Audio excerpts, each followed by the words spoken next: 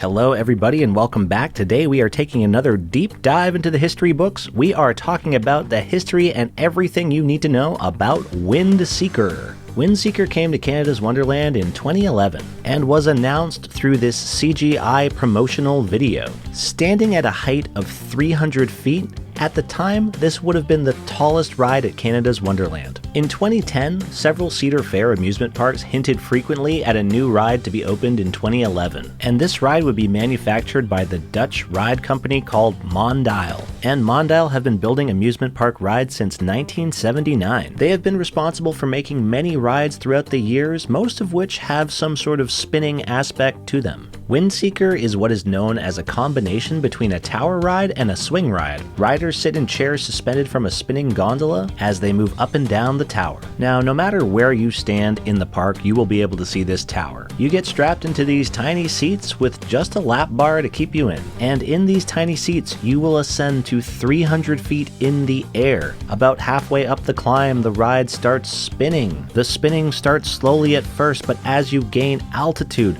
the ride goes faster and faster, reaching top speeds of 48 kilometers per hour. And I gotta say, it's pretty freaky when you're up there. And true to its name, it also gets pretty windy up there. And even though this isn't the most intense ride at the park, it is still not for the faint of heart. Being up that high with limited restraints is kinda nightmare fuel. And when you reach full speed, it can be pretty dizzying. So I would definitely recommend consulting with the WindSeeker safety guide before getting on this ride, but I cannot stress enough how scary this ride is if you have a fear of heights. But if you don't have a fear of heights, this ride can be pretty awesome. First off, the view is absolutely breathtaking up there, and flying around in the sky up there in the clouds with your legs dangling is a unique sensation that not many can say they've had, unless of course you are a goose. And like most high-flying rides, you will not be allowed to take your hat or any loose articles with you, and you will be asked to leave them behind on the ground in these storage bins. So while WindSeeker opened up in 2011 in 4 different Cedar Fair parks,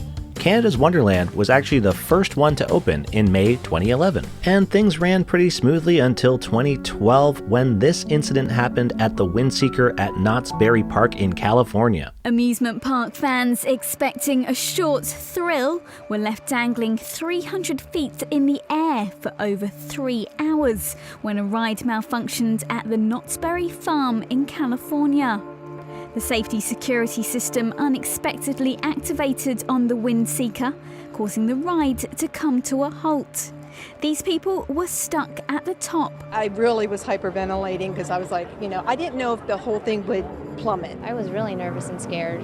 Yeah. And because of this incident, all of the WindSeeker rides actually went through a period of being temporarily closed for inspections and repairs. Ultimately, the WindSeeker ride at Knott's Berry Farm was taken down in 2014.